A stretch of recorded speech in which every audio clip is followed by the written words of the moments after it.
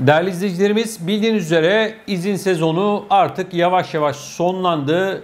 Avrupa'da pek çok noktada okullar açıldı. Peki izin sezonunda vatandaşlarımız, gurbetçilerimiz genelde ne yaptılar?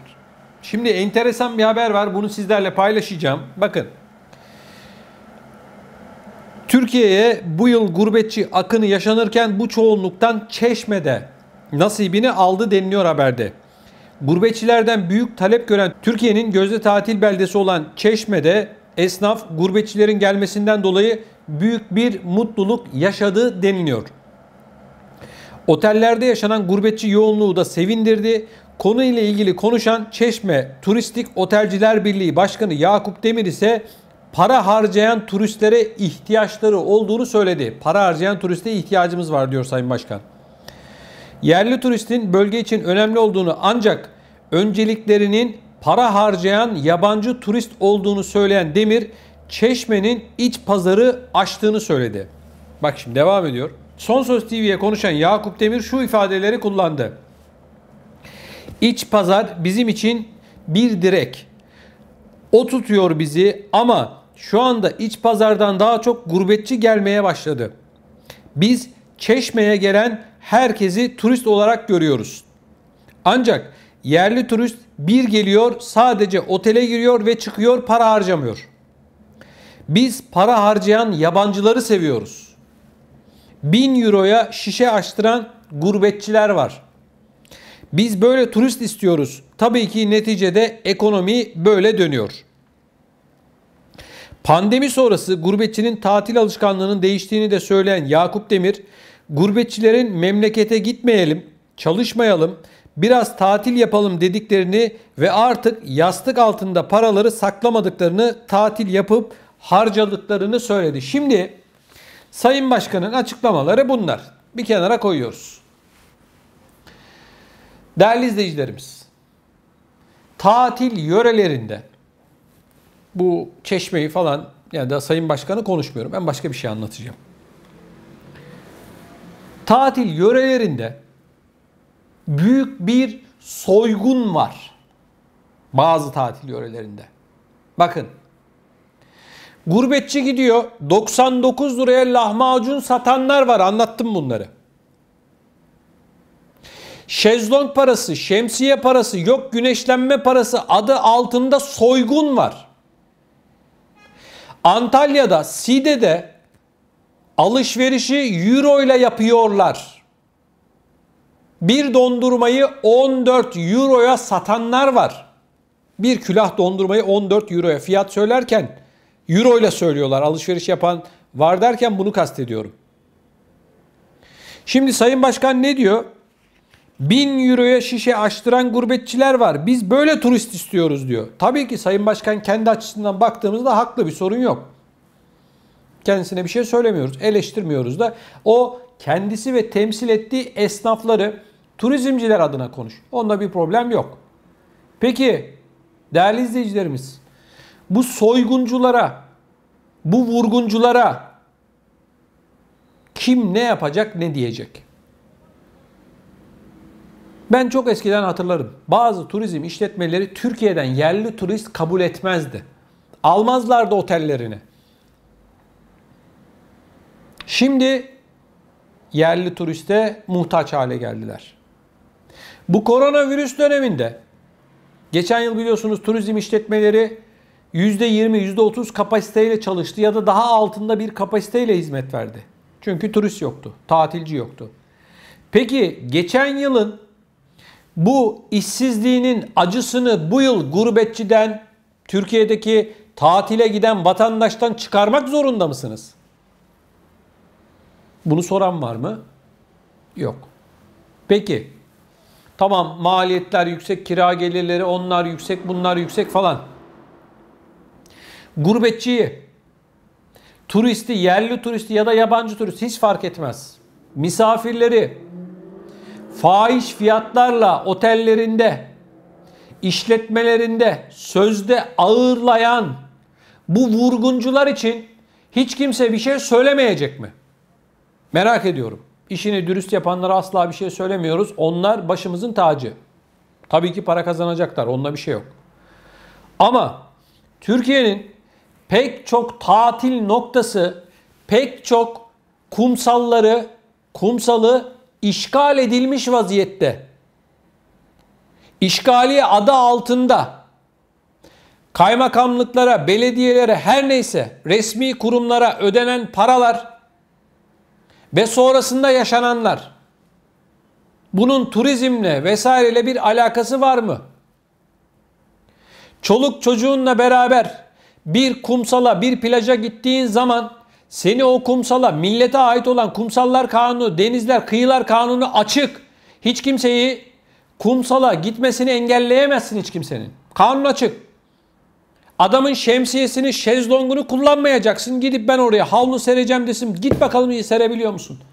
Gir bakalım girebiliyor musun oraya? Adamın ağzını burnunu kırar, kapının önüne koyarlar. Hiç kimse bunları konuşmuyor. Bodrum'da, Milas'ta, Fethiye'de, Antalya'da, Datça'da ve daha diğer tüm Marmaris vesaire tüm tatil noktalarında kumsallar işgal edilmiş vaziyette, kazıklayana gurbetçiyi, kazıklayana turisti. 99 liraya lahmacun satılan bir ülke Türkiye buraya gelmiş. Türkiye'de 99 liraya lahmacun satılması ne demek biliyor musunuz? Tüm turistleri, çok özür diliyorum sizlerden, salak yerine koymaktır. 99 liraya lahmacun olmaz. Birileri şunu söyleyebilir. Kardeşim bizim fiyatımız bu. İster alsın ister almasın. Olmaz. Böyle bir şey olmaz kardeşim. Çoluk çocuğunla beraber bir plaja, bir kumsala gittiğin zaman 3-4 kişilik bir aile ya da arkadaş grubu bir hamburger, bir patates kızartması ya da bir tane işte soğuk içecek içtiğinde 3-4 kişi 500-600 liradan aşağıya oradan çıkamıyor. Bu fiyatlar nedir kardeşim? Bu fiyatlar nedir? Böyle bir fiyat olur mu? 10 liraya, hadi 30 liraya mal etmiş olduğun bir şeyi sen nasıl 300-400 liraya satıyorsun? Bu mu esnaflık? Bu mu sizin turizm anlayışınız? Sonra da diyorlar ki turist neden gelmiyor? Gelmez tabii kardeşim. Gurbetçi bir daha gelmez ki. Gelmez. Ben de diyorum. Ben olsam ben de gitmem. Ben olsam ben de gitmem. Bak Sayın Başkan ne diyor? Diyor ki 1000 euroya şişe açtıran gurbetçiler var. Biz böyle turist istiyoruz. Sayın Başkan açık açık ifade etmiş. Mertçe söylemiş. Bize para harcayan turist lazım. İşte buyurun. Turizm anlayışımız bu. Turizm işletmecimiz bu. Gurbetçimiz bu. Tatile gitmek isteyen yerli turistimiz de bu. İşte biz böyle bir milletiz arkadaşlar. Herkes ne demek istediğimi çok iyi anladı. Diyor bize yerli turist lazım değil diyor Sayın Başkan. Otele giriyorlar. Her şey dahil gelmişler. Para harcamıyorlar. Bize bunlar lazım değil. Gelmeyin diyor. Gelmeyin diyor. Bize para harcayanlar lazım diyor. Bu gurbetçiler gelsin. 1000 euroya işte şarap açtırsın. Ne bileyim viski açtırsın. Bunları söylüyor Sayın Başkan. Açık söylüyor. Başkan saklamıyor ki. Yerli turist otele geliyor. 1 lira para harcamıyor. Benim buna ihtiyacım yok diyor Sayın Başkan. Helal olsun. Söylediğini söylemiş. Diyor ki paralı adam gelsin kardeşim bize diyor ya. Bizim parayla işimiz var diyor. Nedir yani? Geri kalan fasarya. Benim anladığım bu. Evet arkadaşlar Türkiye'deki tatilci anlayışı bu. Ne üzerine kuruluyor biliyor musunuz arkadaşlar? Türkiye'deki bu mantalite şu. Nusret nasıl yapıyor? Diyor ki ben pahalıyım diyor. Etin üzerine diyor biraz diyor böyle altın tozu bir şeyler atarım diyor. 3-4 bin dolar hesap ödersiniz diyor. Ben buyum diyor açık açık o da söylüyor. İster gel ister gelme diyor. İşte turizmcimiz de diyor ki geleceksen para harcamaya gel buraya. Otele kapanacaksın. Her şey dahile geleceksin. 1 lira para harcamayacaksın. Bu bize yaramıyor diyor. Ben buradan pandemi döneminde defalarca şu yayını yaptım. Bakın. Beni takip edenler yakından bilir. Defalarca dedim ki sakın ola ki Yunanistan'a gitmeyin, memleketimize gidin. Türkiye'mize gidin, Çeşme'ye gidin, Bodrum'a gidin, Antalya'ya gidin. Bizim turizmcilerimiz kazansın dedim, değil mi? Defalarca söyledim bunu. Ama şimdi görüyorum ki vatandaşa bir tane kazık yağlamışlar. Turizmci kardeşlerimiz, işini dürüst yapanlara bir şey söylemiyorum. Ben kazıkçılara söylüyorum. Bir kazığı yağlamışlar. Diyorlar ki bakalım kim gelecek bu kazığı alacak. Ben bunu anlıyorum. Bu fiyatlar nedir arkadaşlar? Size çok samimi söylüyorum. Bakın, Türkiye'deki pek çok otelin fiyatı Miami'de, Florida'da, Amerika Birleşik Devletleri'ndeki otellerden daha pahalı. Girin internete bakın. Böyle bir turizm anlayışı olur mu ya? Böyle bir şey olabilir mi? Bu kadar hani bir kazık yapmışsınız ama bu kadar büyük bir kazık olur mu ya? Vatandaşın tamam euro 10 lira olabilir. Tamam da her şeyin bir bedeli, ya bir fiyatı vardır. Makul bir insani, vicdani çerçevede. Bu nedir ya? Bu nedir? Sayın Turizm Bakanımız defalarca söyledi, Türkiye'ye gelin, gitti. Rusya bir ara biliyorsunuz uçuşları yasaklamıştı. Onlarla görüştü. Almanya'da yine aynı şekilde turist gelsin diye pek çok görüşmeler yaptı. Turizmin önü açılsın diye destekler, teşvikler verildi. Niye? Vatandaşı kazıklayın diye mi? Sayın Bakanımız bunu yaptı.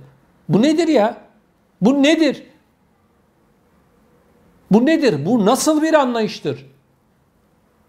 Bu kadar hani tamam masraflar, kiralar, onlar bunlar anlıyorum ben. Bunda bir problem yok ama bu kadar da olmaz ki ya. Sahiller işgal edilmiş vaziyette. Türkiye'nin turizm noktaları işgal altında. Bu nedir? Belki bazı belediyelerin hoşuna gidiyor. Para alıyorlar. İşletmeciler daha büyük paralar kazanmanın derdinde olabilir. Ama her şeyin bir ayarı olur kardeşim.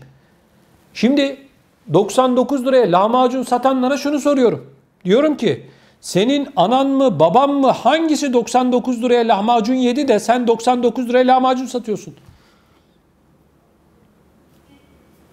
Hangisi? Kim yedi 99 liraya? Olamaz böyle bir şey. Ya arkadaşlar bu bir vurgunculuk. Turizm falan değil bu. Ondan sonra da turist gelmiyor. Yunanistan'a gidiyor, İtalya'ya gidiyor, Fransa'ya gidiyor, İspanya'ya gidiyor. Akdeniz ülkelerini saydım. Bunlara gidiyor. Ondan sonra biz ağlıyoruz, diyoruz ki niye turist gelmedi?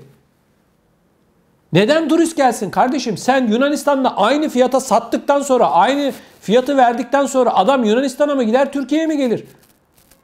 Ya bakın arkadaşlar, yaşadığım bir olayı anlatayım. Birkaç yıl önce bu Yunan adalarından bir tanesine gittik. Kaş'tan işte bu günlük feribota biniyorsun. Meis Adası diye bir ada var. Ufacık, burnumuzun dibinde, yani kendi bize ait olan yeri elimizde adamlara teslim etmişiz. Gittik, 20 dakika sürüyor işte o tekneyle, gemiyle. Arkadaşlar aynı deniz, aynı sahil, bu Meis Adası'nda, Yunan adasında fiyatlar Türkiye'dekine, Kaş'a göre %50 daha ucuz. İster balık ye, ister hani ne yiyorsan ye. Aynı denizde tutulan balık. Ama Kaş tarafına geliyorsun en az %50. Bakın 2-3 katı. Yerine göre değişiyor. Ya arkadaş, hem diyorsunuz turist gelsin hem de milleti kazıklıyorsunuz. Böyle bir turizm anlayışı olabilir mi? Böyle bir şey olamaz. Bakın bu sözüm, tekrar beni yanlış anlamayın. İşini dürüst yapanlara bir sözüm yok. Ama gurbetçiyi ellerini böyle ovuşturarak bekleyenlere bu sözüm. Ya göz göre göre kazıklıyorsunuz kardeşim. Hiç kimsenin de sesi çıkmıyor ne hikmetse. Böyle bir şey olur mu ya? Nedir bu fiyatlar kardeşim?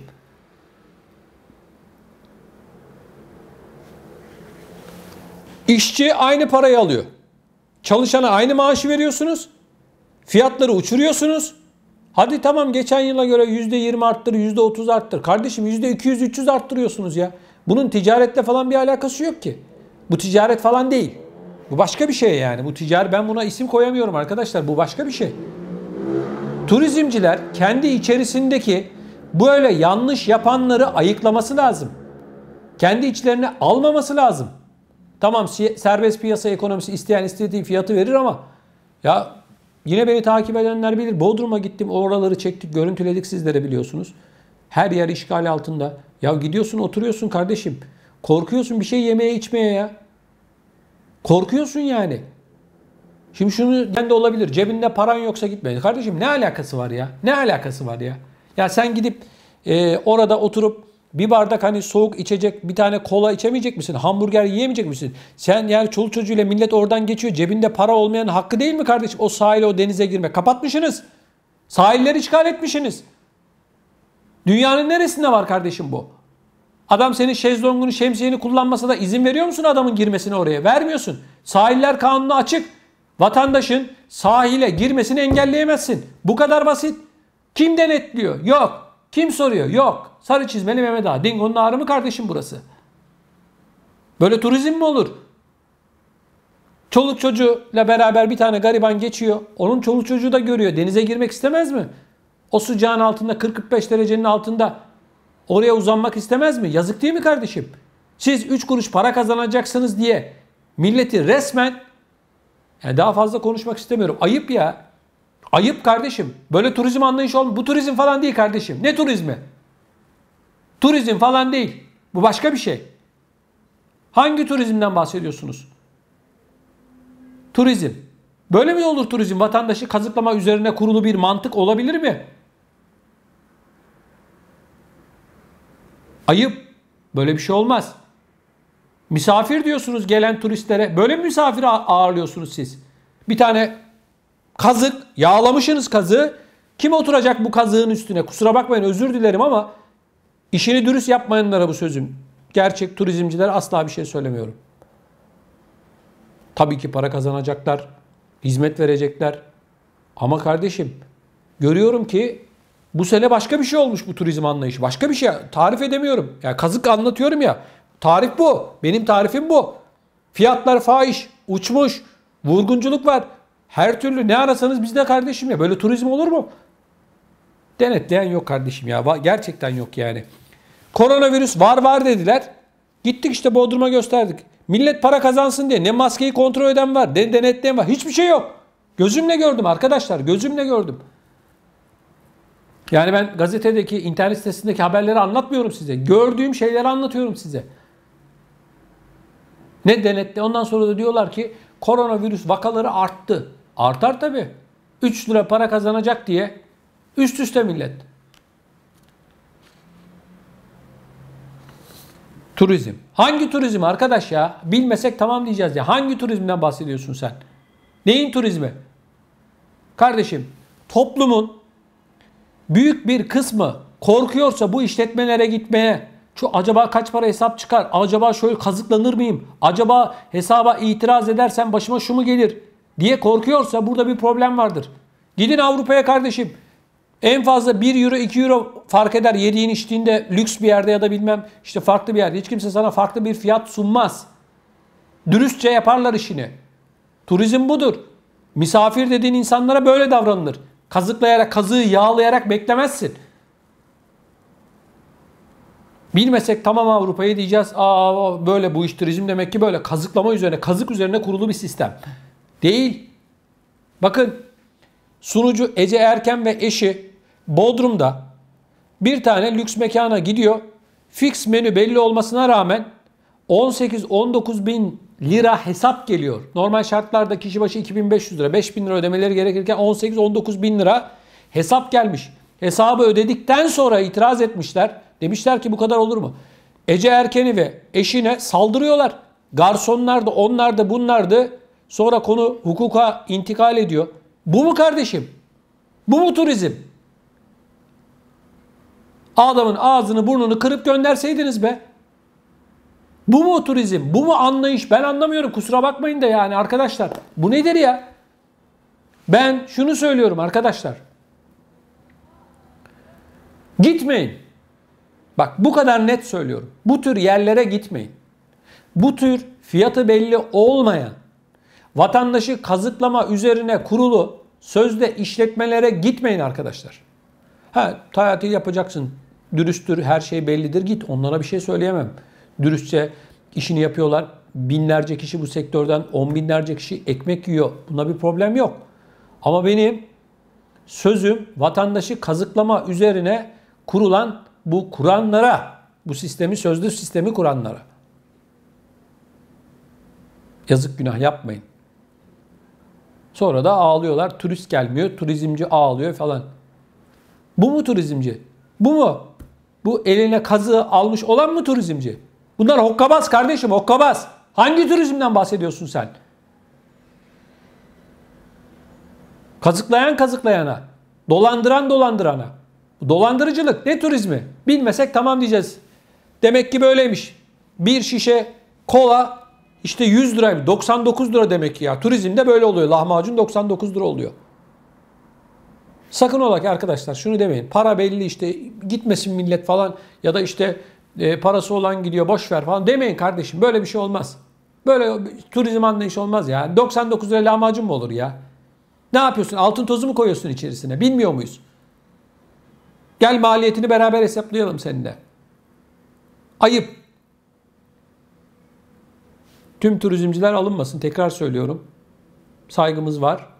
Ama işini dürüst yapmayanlara asla müsamaha göstermemeniz lazım. Sizin kendinizin göstermemesi lazım.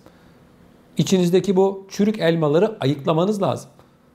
Her sektörde var. Her alanda var.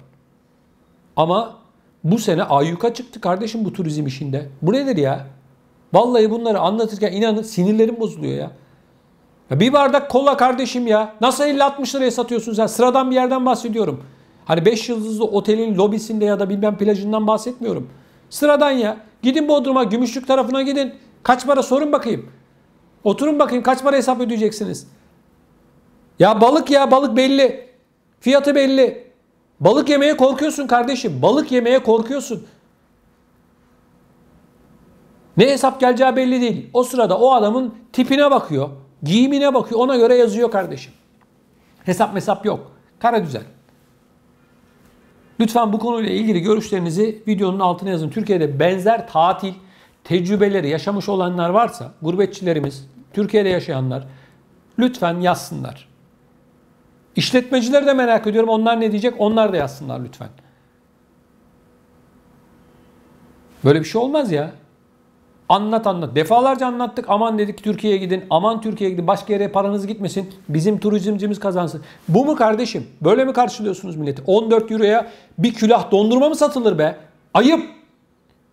14 euroya dondurma, 14 euroya aynı 99 liraya satılan lahmacun gibi. Ayıp be. Lütfen bu konuyla ilgili görüşlerinizi yazın değerli izleyicilerimiz. Bu ve benzeri gelişmeleri sizlere aktarmaya devam ediyoruz. Sizlerden ricam lütfen yayınımızı beğenin ve mutlaka kanalımıza da abone olmanızı hasreten rica ediyorum. Değerli izleyicilerimiz, bildiğiniz üzere gurbetçi vatandaşlarımız izinlerini tamamladı. Avrupa'ya dönmeye başladılar, pek çoğu döndü. Okullarda açıldığı için Türkiye'de iznini geçiren çok az sayıda vatandaşımız, gurbetçimiz kaldı. Şimdi değerli izleyicilerimiz, genel bir değerlendirme yaptığımızda bildiğiniz üzere geçen yıl pek çok gurbetçimiz koronavirüs nedeniyle maalesef Türkiye'ye gidememişti. Bu yıl ise çok sayıda vatandaşımız, yaklaşık 2019'a göre 2 katı daha fazla vatandaşımız Türkiye'ye özellikle araçlarıyla gittiler. Uçak firmalarının çok yüksek miktarda fiyatlar söylemesi, çok pahalıya biletler satması araçlarıyla giden vatandaşlarımızın sayısını diğer yıllara göre, geçtiğimiz yıllara göre daha da arttırdı. Şimdi saygıdeğer izleyicilerimiz, ben birkaç konuya temas etmek istiyorum izninizle. Özellikle Kapıkule'den çıkış yapan, yani Türkiye'den çıkış yapan vatandaşlarımız, İpsala'dan çıkan vatandaşlarımız yoğun dönemlerde gerçekten çok büyük sıkıntılar çektiler. 10-12 saati bulan, hatta daha fazla saatleri bulan bekleme süreleri gurbetçi vatandaşlarımızı adeta çileden çıkardı. Bu ve benzeri olayların önümüzdeki yılda tekrar etmemesini diliyoruz. Sorun ne olursa olsun hiçbir vatandaşımız, hiçbir gurbetçimiz böyle bir muameleyi 10-12 saat sıcağın altında, 40-45 derece sıcağın altında kalmayı hak etmiyor. Eskisi gibi, yani bundan 10-15 ya da 20 yıl öncesi gibi vatandaşlarımız saatlerce bekletildi. Sorun Bulgaristan tarafında dendi.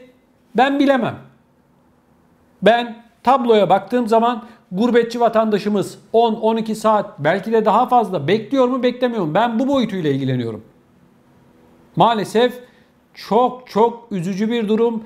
Bizim Türkiye'mize yakışmayan bir tablo. Bunu söyleyebiliriz. Şimdi değerli izleyicilerimiz, Yurtdışı Türkler ve Akraba Topluluklar Başkanlığı bu izin sezonunda özellikle Kapıkule'de güzel hizmetler verdi. Ücretsiz bir şekilde yiyecek, içecek ikramında bulundu. Çok güzel bir yer yapmışlardı. Çocukların zaman geçirebilmesi için eğlence alanları kurmuşlardı. Çok çok güzel. Bunun yanı sıra Yurtdışı Türkler ve Akraba Toplulukları ile Türkiye ve Sırbistan İçişleri Bakanlıkları arasında gerçekleştirilen işbirliği, Türk polisi ve Türkçe Sırpça bilen Yurtdışı Türkler ve Akraba Topluluklar Başkanlığı'nın personeli Sırbistan'ın, Bulgaristan, Hırvatistan ve Macaristan sınır kapılarında vatandaşlara yardımcı olmak için görevler yaptı, yapmaya devam ediyor. Bunun yanında ise belirtilen sınır kapılarında 7/24 hazır bekletilen Yurtdışı Türkler ve Akraba Topluluklar araçları ring yaparak kesintisiz olarak vatandaşların yardımına koştu. Bunun yanı sıra değerli izleyicilerimiz, yine Yurtdışı Türkler ve Akraba Topluluklar Başkanlığı çok güzel bir mobil uygulama yaptı. Memleket Yolu adlı bir mobil uygulama. Ben de girdim bu mobil uygulamaya. Cep telefonuma indirdim. Avrupa'nın ya da Türkiye'ye gidecek olanlar hangi istikametten gitmek istiyorsalar buraya bulundukları nokta ve gitmek istedikleri noktayı yazıyorlar ve bu uygulamayla rota çiziliyor. Nereden gitmek istedikleri soruluyor. Farklı alternatifler de sunuluyor. Çok çok önemli bir gelişme olarak görüyorum. Memleket Yolu adlı mobil uygulama, iPhone kullananlar ya da Android kullananlar bunu cep telefonlarına indirebilirler. Adı Memleket Yolu. Saygıdeğer izleyicilerimiz, bir gurbetçi ailemizin ocağına adeta ateş düştü. Üzücü bir haberimiz var. Bunu hemen sizlerle paylaşmak istiyorum. İstanbul-İzmir otoyolunda bu sabah meydana gelen feci trafik kazasında Samsunlu gurbetçi Yusuf ve Ebru Kubatoğlu'nun çocukları 8 aylık Adile Nur Kubatoğlu maalesef hayatını yitirdi. Edinilen bilgiye göre sabah saat 08 sularında İzmir'den İstanbul istikametinde Manisa ilinde seyir halinde olan gurbetçi 3 vatandaşın bulunduğu aracın sürücüsünün direksiyon hakimiyetini kaybetmesi sonucu kaza meydana geldi. Manisa dolaylarında gerçekleşen kazada otomobil birçok kez takla atarak yol kenarına savruldu ve araç kullanılamaz hale geldi. Otomobilde bulunan Almanya'da yaşadığı öğrenilen Samsunlu Yusuf ve Ebru Kubatoğlu yaralanırken 8 aylık kızları Adile Nur Kubatoğlu ise maalesef hayatını yitirdi. Meydana gelen acı olayda yaralılar 112 acil servis ekipleri tarafından hastaneye kaldırılırken 8 aylık bebek yapılan tüm müdahalelere rağmen maalesef kurtarılamadı. Meydana gelen kazada Yusuf Kubatlıoğlu'nun kolu kırılırken Ebru Kubatlıoğlu'nun durumunun iyi olduğu öğrenildi. Ailenin kazada kaybettikleri 8 aylık bebekleri ise 11 yıl çocuklarının olmamasının ardından kucaklarına aldıkları çocuğu olduğu ifade edildi. Allah rahmet eylesin. Yani sözün bittiği nokta çok çok üzücü bir durum.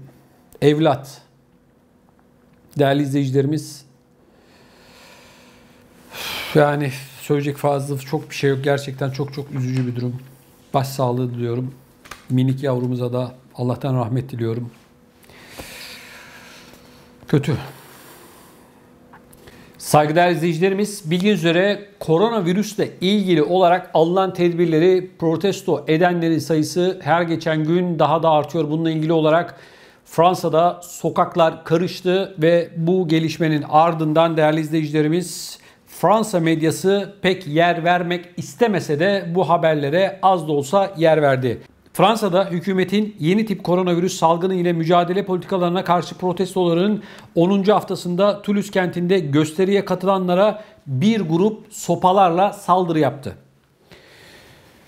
Değerli izleyicilerimiz, Toulouse'da yaklaşık 1500 kişi hükümetin bazı meslek gruplarına Covid-19 aşısını zorunlu hale getirmesini ve sağlık ruhsatı uygulamasına karşı çıkmak için protesto düzenledi. Gösteri sırasında ellerinde sopalar bulunan bir grubun protestoculara saldırmasıyla şiddet dolu anlar yaşandı. Güvenlik güçleri her iki grubu da ayırmaya çalıştı. Diğer yandan Paris'te Louvre Müzesi'nin önünde toplanan göstericilere polis plastik bombalar, göz yaşartıcı gaz ve coplarla müdahale etti. Göstericiler havai fişek fırlatarak polise karşılık verdi. Öte yandan Fransa eski Sağlık Bakanı salgında başkalarının hayatını tehlikeye atmaktan yargı karşısına çıkacak, yargılanacak. Bakın değerli izleyicilerimiz, bu koronavirüsle ilgili şöyle bir tablo var. Bir tarafta aşı olmak isteyenler, kendi gönül rızalarıyla aşı olanlar, bir tarafta ise aşı olmak istemeyenler. Buradaki sorun şu, bakın. Fransa, Almanya, Belçika, İngiltere gibi ülkeler şunu söyledi. Dediler ki, aslında bütün ülkeler şunu söyledi. Biz bu aşıyı zorunlu hale getirmiyoruz. İsteyen aşı olur, isteyen olmaz. Yani gönüllülük esası vardı. Ama içinde bulunduğumuz dönemde öyle bir noktaya geldi ki aşı olmayanlar neredeyse evinden çıkamayacak noktada. Hizmet alımları yasaklandı. Yok uçağa binersen bilmem ne testi getireceksin, onu yapacaksın, bunu yapacaksın. Bir de hükümetler biliyorsunuz artık testleri de paralı hale getirdi. Onu da bırakın. Almanya'da mesela aşı olmazsa bir kişi ve karantinaya girmek zorunda kalırsa maaşı kesilecek, tazminat alamayacak. Şimdi böyle bir tablo var. İnsanların, bu sokaklara dökülenlerin aslında protesto ettikleri bu hükümetlerin, devletlerin yaklaşımı. Hem bize diyorsunuz ki aşı zorunlu değil, hem de alınan tedbirlerle bizim hayatımızı kısıtlıyorsunuz diyorlar. Bu protestocular bunu söylüyor. Ama hiçbir yerde şunu gözlemliyorum. Hiçbir siyasetçi dönüp bu insanlara şunu söylemiyor. Gelin bakalım kardeşim. Sizin derdiniz nedir? Siz ne istiyorsunuz? Amacınız nedir? Ne olmasını istemiyorsunuz? Bunu soran yok. Şimdi önümüzdeki dönemlerde değerli izleyicilerim göreceksiniz, aşı olmayanlar baş sorumlu ilan edilecek. Toplumdan daha fazla dışlanacak. Yani olay toplumsal bir çatışma haline gelecek. Bunu söylerken sakın beni yanlış anlamayın. Ben kimseye aşı olun ya da olmayın demem. Bunu ben bilemem. Bunu herkesin kendisinin karar vermesi gerekiyor. İşte bu protestocular da bunu söylüyor. Diyor ki benim sağlığımla ilgili bir konuda sen benim adıma, yani hükümete diyorlar ki sen benim adıma neden karar alıyorsun diyorlar. Aslında bu insanların isyanı bu.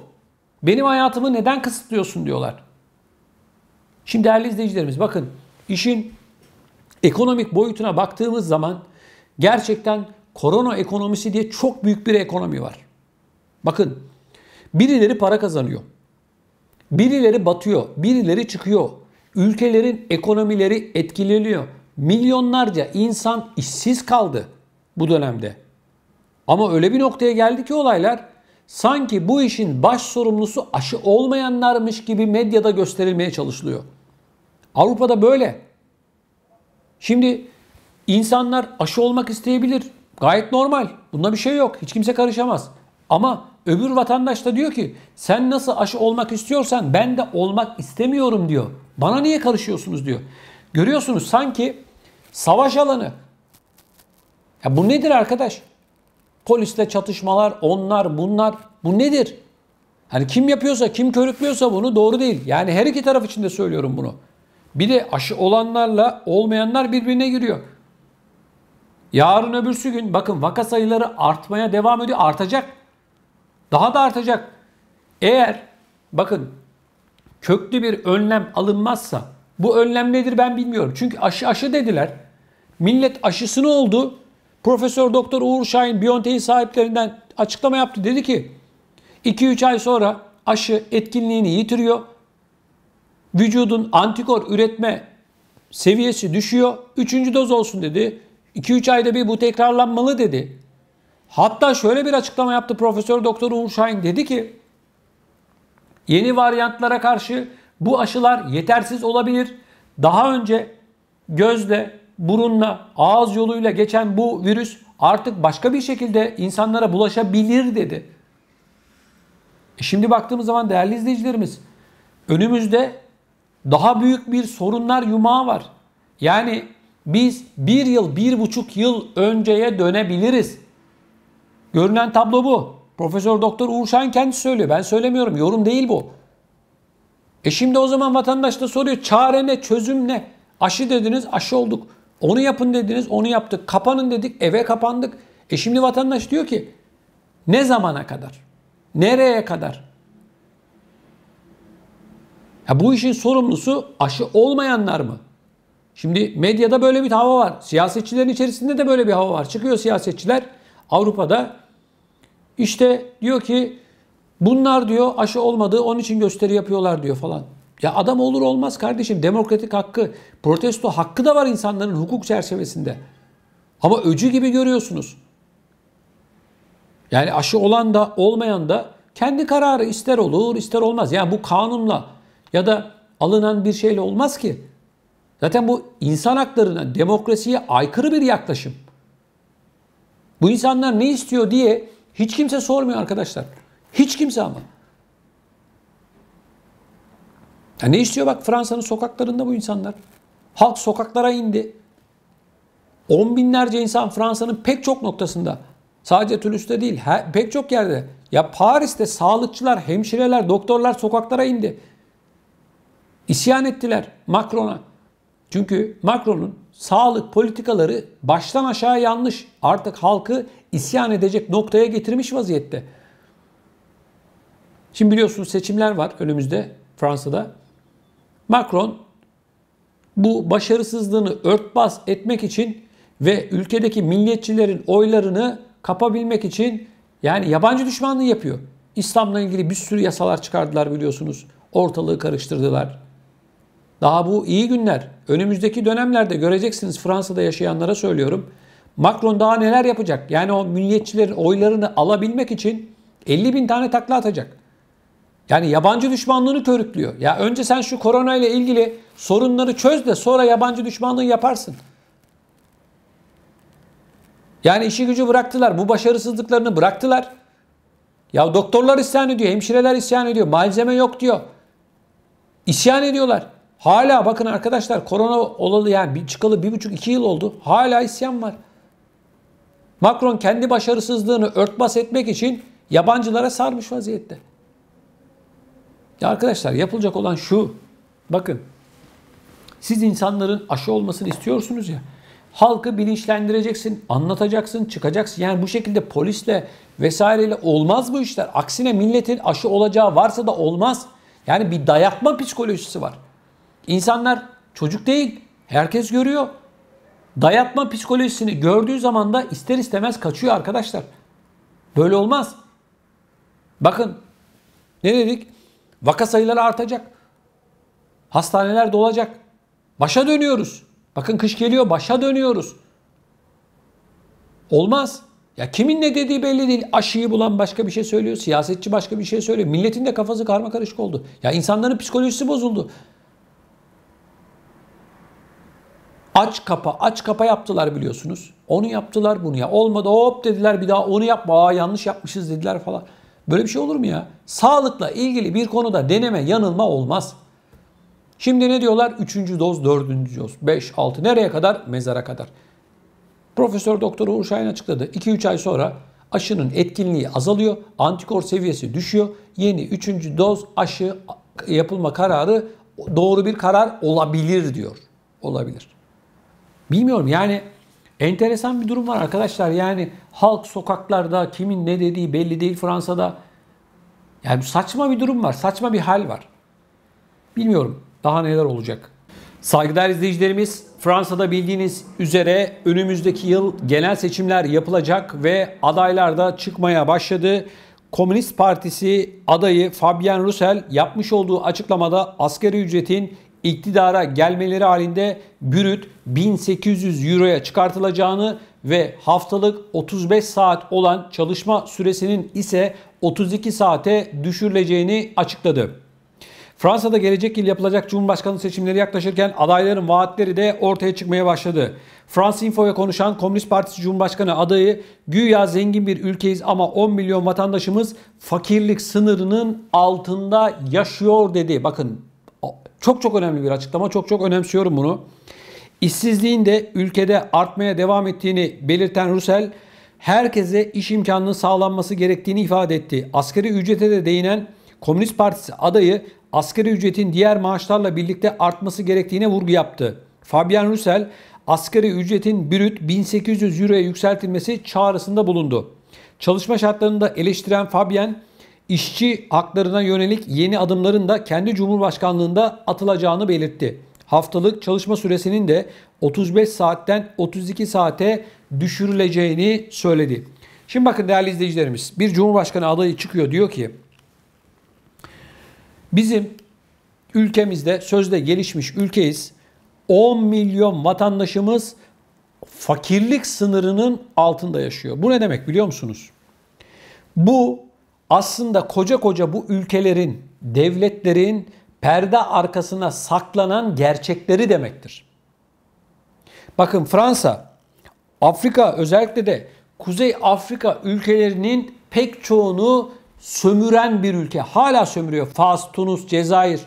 Şimdi bakın bu ülkelerin yeraltı, yerüstü kaynaklarını Libya'ya kadar aklınıza neresi gelirse her yerde sömürgeciliğe devam ediyorlar. Ama gelin görün ki ülkenin içerisi tüm bu sömürülere rağmen Fransa'nın içerisinde de çok ciddi ekonomik sorunlar var. Bakın eskiye göre kıyasladığımızda özellikle Macron döneminde vatandaş daha da fakirleşti. Fakir olan insanların sayısı arttı arkadaşlar.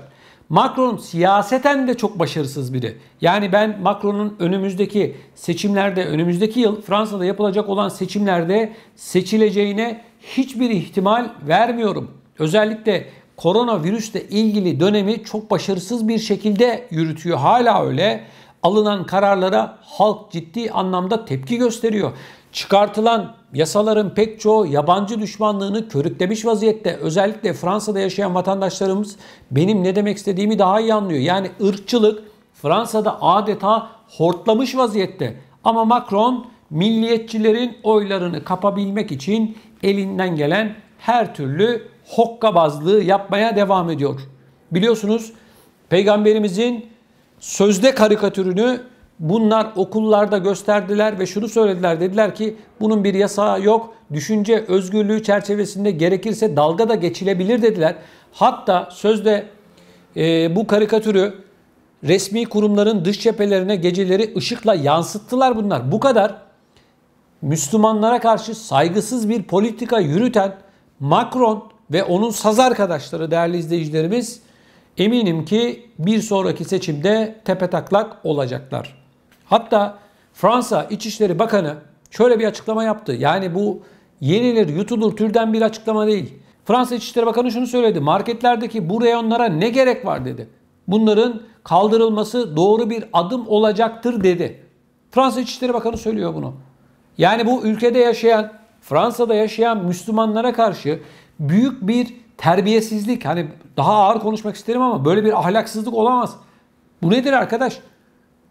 Nedir bu düşmanlık? Yani ülkedeki Fransa'nın içerisindeki milliyetçilerin oylarını alabilmek için göçmenlerle yaşayan bir ülkenin İçişleri Bakanı ya da Macron bizzat kendisi değerli izleyicilerimiz çıkıp diyor ki ne gerek var diyor. Bu Müslümanları biz yok sayalım diyor. Bakın yine bildiğiniz üzere Türkiye'den din görevlileri Fransa'ya gelebiliyordu. Artık onun önü kapandı. Fransa kendi içerisinde Müslüman din görevlilerini yetiştirecek ve kime onay verirse o görev yapacak. Şimdi bu hani düşünce özgürlüğü, hani din, dil özgürlüğü nerede kardeşim bunlar?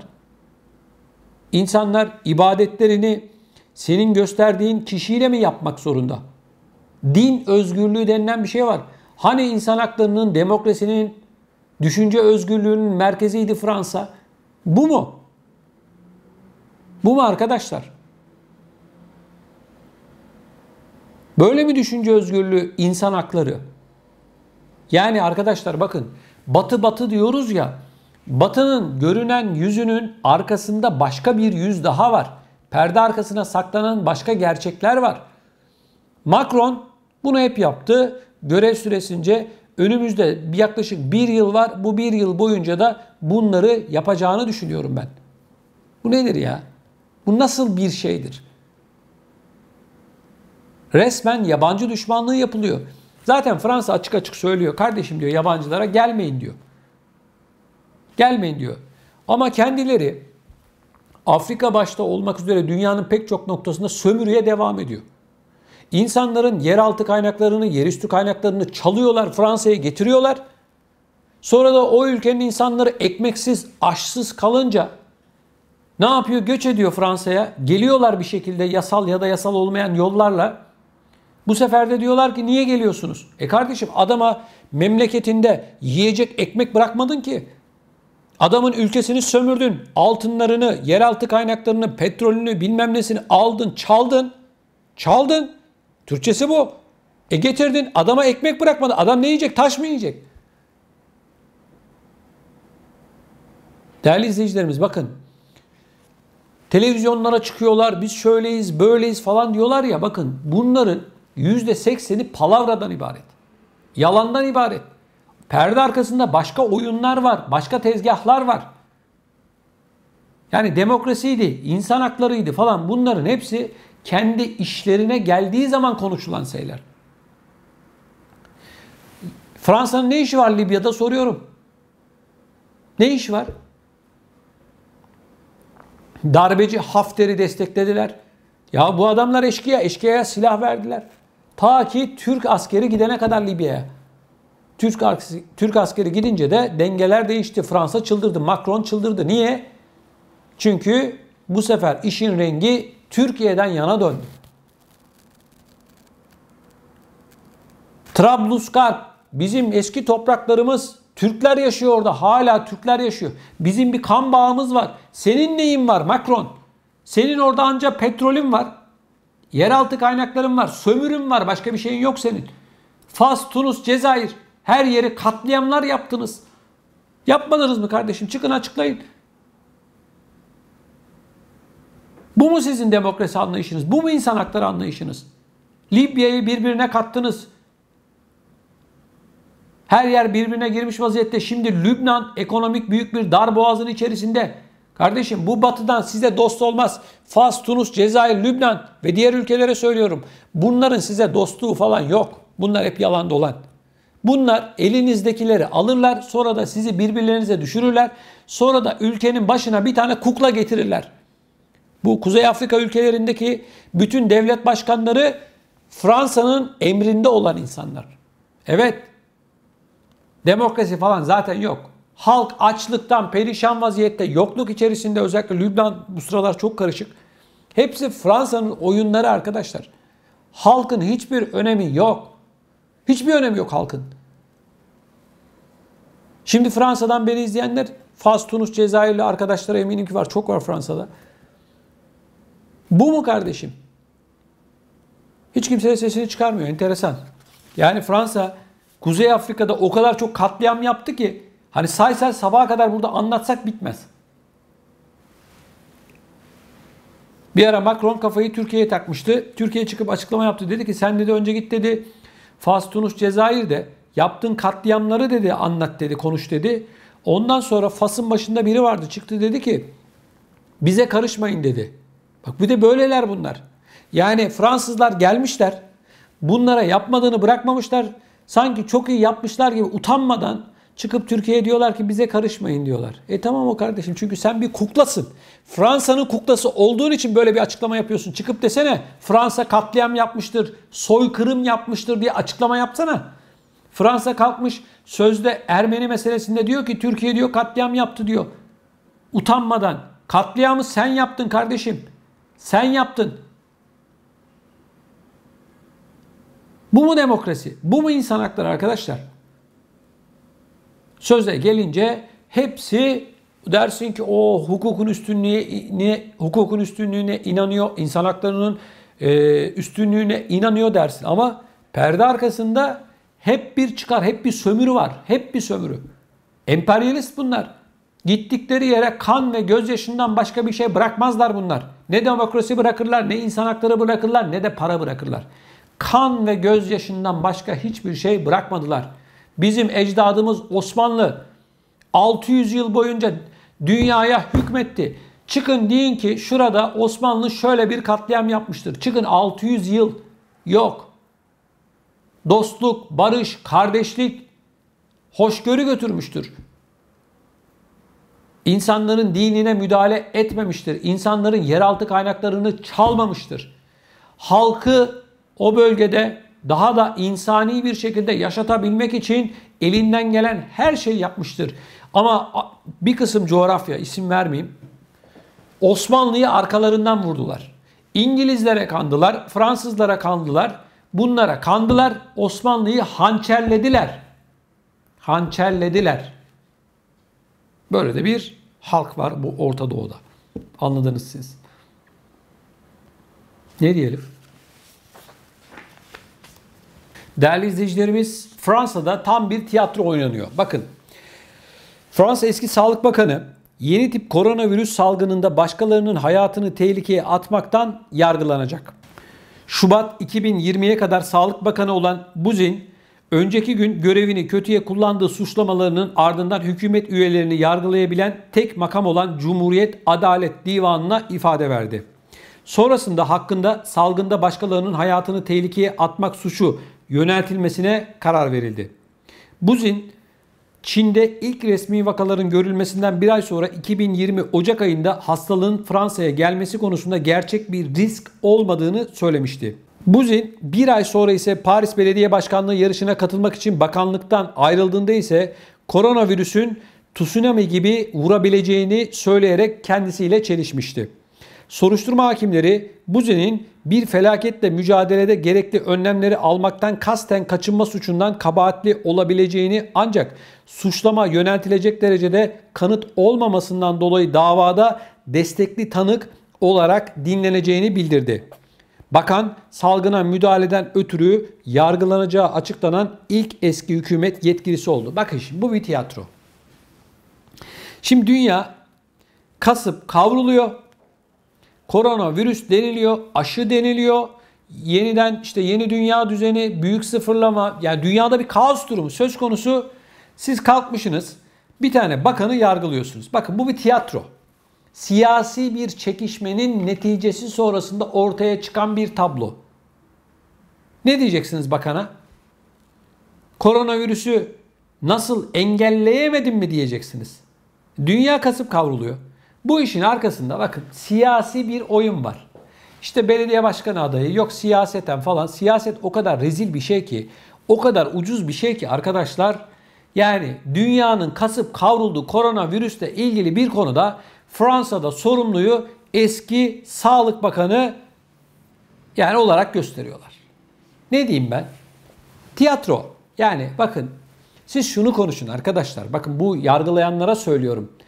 Böyle günah keçisi arıyorsunuz ya. Bu kişiyi değil. Siz önce şunları konuşun. Bir, zengin ülkelersiniz ya. Dünyanın en büyük ülkeleri olduğunu söylüyorsunuz ya. Dünyanın en sosyal ülkeleri olduğunu söylüyorsunuz ya.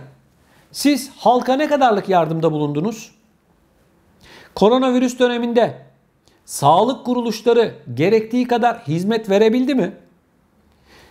Koronavirüs ilk çıktığında maske ya da diğer sağlık teknik teçhizatları zamanında bulabildiniz mi? Hiç kimse bunlarla ilgilenmiyor. İşin şov kısmında. Peki aşılara geldik. Fransa'da Macron çıkıp dedi ki bu ilk çıktığında biz dedi aşılara ciddi oranda aşı aldık dedi. Aşıyla bu işi çözüyoruz dedi. Macron'un bu açıklamasından sonra sağlık ocaklarında, hastanelerde aşı yoktu. Hiç kimse bununla ilgilenmiyor. Sağlıkçılar Şanzelize'de, hemşireler, doktorlar sokaklara çıktılar. Eylem yaptılar. Dediler ki Macron'u protesto edip dediler ki elbise yok, maske yok, kıyafet yok diye isyan bayrağı açtılar. Doktorlar, hemşireler, sağlıkçılar. Hiç kimse bunlarla ilgilenmiyor. Şimdi bir tane eski bakanı yakalamışlar. Siyasi oyunlar hepsi. Alaşağı etmek için seni yargılıyoruz. Koronavirüsle ilgili yeteri kadar tedbir almadın. Sen bu bakanı yargılayacağına Macron'u çağır de ki gel bakalım buraya. Sen bu hükümetin başkanı değil misin? Hep bir tiyatro. Bak hep bir tiyatro. Avrupa koronavirüs döneminde sınıfta kaldı. İlk çıktığında bu koronavirüs döneminde havalimanlarında birbirlerinin maskelerini çaldılar. Birbirlerinin maskelerini çaldılar. Evet, el koydular havalimanlarında. Sen bunların hesabını ver Macron. Bunları konuş. Bakanı yakalamışlar. Seni yargılıyoruz. Allah Allah. Yani Macron'un hiçbir suçu günahı yok. Sağlıkçılar, vatandaşlar sokaklara dökülüyor. Hala protestolar devam ediyor. Fransa'da sokaklardaki özellikle hafta sonları ülkenin pek çok noktasında alınan bu tedbirleri insanlar protesto ediyorlar. Hiçbir tanesini çağırıyorlar mı? Gel kardeşim sen buraya bakayım. Ne istiyorsun diye soruyorlar mı? Sizin derdiniz ne diye soran var mı? Hani demokrasi? Hani insan hakları? Söze gelince arkadaşlar hepsi mangalda kül bırakmıyorlar. İşte yakalamışlar bir tane kadını. Biz seni yargılıyoruz. Sen koronavirüsle ilgili olarak gerekli tedbirleri almadın diyorlar. Tiyatro arkadaşlar, bu koronavirüs bakın. Yani net bir şekilde bu tedbirler boyutunda, işin ekonomik boyutunda bir senaryo var. Bu senaryoyu birileri oynuyor. Şimdi aşı dediler. 2 doz, yetmedi 3, yetmedi 4, 5, 6, ölene kadar aşı. Para var işin içerisinde. Değil mi? Ben kimseye aşı olun ya da olmayın demiyorum. Ben bilemem. Herkesin kendisinin karar vermesi gereken bir şey. Ben doktor değilim. Hekimlerinize danışın. Şimdi baktığımız zaman değerli izleyicilerimiz, şimdi en başa dönüyoruz. Kış geliyor. Göreceksiniz. 1 yıl önceye, 1,5 yıl önceye döneceğiz. Ne o zaman? Aşı dediniz, kapanma dediniz, karantina dediniz, test dediniz, onu dediniz, bunu dediniz. Niye başa dönüyorsunuz o zaman? Ne oldu? Yargılanacaksa, bak birileri, başta devlet başkanları yargılanmalı. Birilerinin çıkıp şunu söylemesi lazım Fransa'da ya da diğer ülkelerde. Madem bu kadar önlem aldırdınız bize, niye biz başa dönüyoruz? Diye birilerinin çıkıp bunu sorması lazım. Bakın Fransız medyasına bakıyorum, diğer ülkelerin medyalarına bakıyorum. Bir tane haber yok bu konuyla ilgili. Bir kişi yazmıyor, kimse bunu sormuyor. Ya başa dönüyoruz, başa.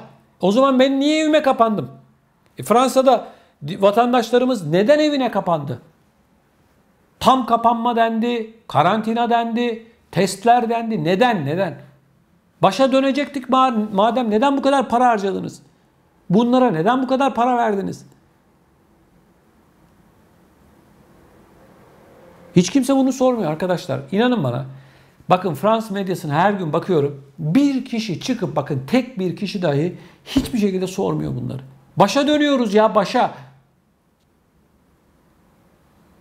Yok arkadaşlar. Hiçbir yerde yok. Ne bir yorumda, ne bir haberde.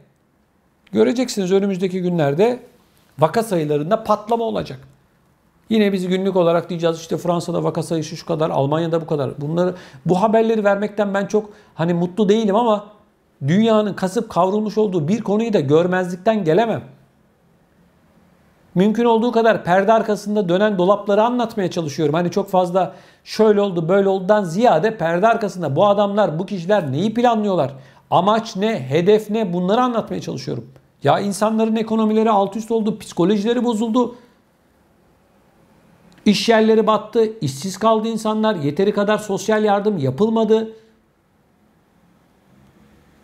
Hiç kimse bunları hala yargılamıyor, sormuyor. Ya yeri geldiklerinde bu ülkeler diyorlar ki biz dünyanın en zenginiyiz, en demokrasi olan ülkeyiz diyorlar. Hepsi yalan dolan o zaman. Böylesine 100 yılda bir meydana gelen, böylesine sıkıntılı bir dönemde sen vatandaşının yanında olmayacaksın da ne zaman vatandaşının yanında olacaksın? Ben bunu merak ediyorum. Ne zaman? Diyorsunuz ya büyük devletiz diye. Niye vatandaş kardeşim kan ağlıyor? Bakın Fransa'da fiyatlar almış başını gidiyor. Markette, çarşıda, pazarda fiyatlar uçtu. Ev kiraları uçtu. Ev fiyatları uçtu. Niye hiç kimse çıkıp demiyor ki kardeşim biz geçinemiyoruz bu parayla? Neden? Verilen sosyal yardımlar yetmiyor. Niye kimse bunları söylemiyor? Sosyal devlet bu mu? 100 yılda bir meydana gelen böylesine büyük bir olayda vatandaşının yanında olmayacaksın. Ne zaman olacaksın? Soru bu. Fransa'da yaşayan vatandaşlarımız bu konuyla ilgili ne düşünüyorlar çok merak ediyorum. Lütfen bu konuyla ilgili olarak Görüşlerinizi videomuzun altına yazın. Bunun yanı sıra kanalımıza abone olmadıysanız da mutlaka abone olmanızı rica ediyorum. Sizlerden haseten bunu bekliyorum. Saygıdeğer izleyicilerimiz, Fransa'dan üzücü bir haberimiz var. Geçtiğimiz günlerde Fransa'nın Rennes şehrinde yaşayan Muşlu gurbetçi Aydın Muhyiddin'den ailesi, yakınları haber alamıyordu. Bununla ilgili olarak bir son dakika gelişmesi var. Üzücü bir haberimiz var. Bunu hemen sizlerle paylaşmak istiyorum. Fransa'da önceki gün gölette bulunan bir cesetin birkaç gün önce kaybolan gurbetçi gence ait olduğu ortaya çıktı. Fransa'nın Rennes'in güneybatısında Apigny göletinde bulunan cesedin bir süredir kayıp olan Aydın Muhyiddin'e ait olduğu ortaya çıktı.